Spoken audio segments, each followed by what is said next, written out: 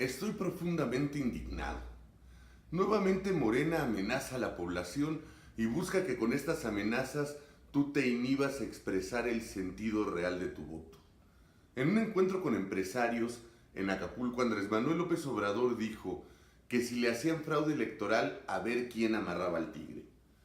Después, en declaraciones apenas recientes, Jacob Polensky, presidenta nacional de Morena, dijo que ni se atrevan a hacernos fraude electoral porque ahora sí van a conocer al diablo. Más allá de que el chiste se cuenta solo porque la conferencia de prensa la dio al lado de Manuel Barlet Díaz, a quien todos identificamos como artífice del mayor fraude electoral en la historia de México, lo importante es que te están amenazando a ti, ciudadano, para que no ejerzas libremente el sentido de tu voto. ¿Y por qué digo que te están amenazando? Porque evidentemente todos vamos a coincidir en que no se debe de hacer un fraude electoral. Eso es lógico. No conozco a nadie de ningún partido que diga sí, que haya fraude. El problema está en que cuando nosotros participamos en una vida social, aceptamos lo que Rousseau definía como el contrato social. En nuestro caso como mexicanos, el contrato social es nuestra constitución y las leyes que de ella emanan.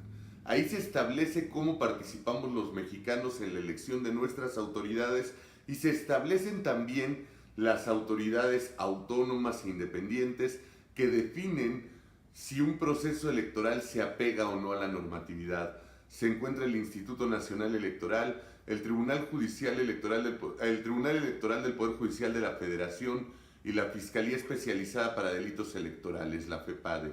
Estas tres instancias son las que juzgan y validan cómo se realizan los sucesos correspondientes al proceso electoral en sus diversas etapas.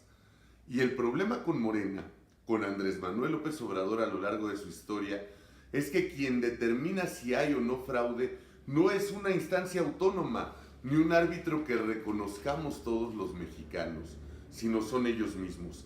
¿Y cómo aplica su criterio? Si ellos ganan, la elección es legítima. Si ellos pierden, entonces hay fraude. Así de simple y así de sencillo. Podemos recordar, por ejemplo, en 2006, cuando Andrés Manuel denunció fraude por parte de Felipe Calderón, pero solo en la elección presidencial. Aceptó con gusto todas las diputaciones, senadurías, gubernaturas, jefatura de gobierno y delegaciones que ganó la coalición en la que él participaba. Podemos recordar también hace 3 años, en la primer participación electoral de Morena, cuando dijeron que en la Ciudad de México se les había hecho fraude, pero curiosamente solo en las delegaciones que perdieron y particularmente en las que perdieron con el PRD. Resulta que para ellos en las demás delegaciones la elección había sido justa, legal y legítima. Hoy Jacob Polensky nos dice que vamos a conocer al diablo si hay fraude electoral, pero al buen entendedor pocas palabras. Nos está diciendo que van a someter al caos y a la violencia a la población en caso de que pierda Andrés Manuel López Obrador, porque también ha dicho en declaraciones que para ellos la elección ya está definida y que no hay manera de que pierda Andrés Manuel y que solo puede perder por fraude. Y yo le digo a Jacob, Citlali, no te equivoques. La elección no está definida, vivimos en un país democrático, las urnas no se han abierto aún. Las urnas se instalan el domingo 1 de julio y tienen que llegar vacías y tienen que acudir los ciudadanos a votar. Y después de que voten y se cuenten los votos podremos hablar de una elección definida. Antes de ello, la certeza que les dan encuestas de escaso rigor metodológico no puede ser una condicionante del resultado. No pueden decirnos hoy que el resultado tiene que salir idéntico a las encuestas o si no, van a denunciar fraude.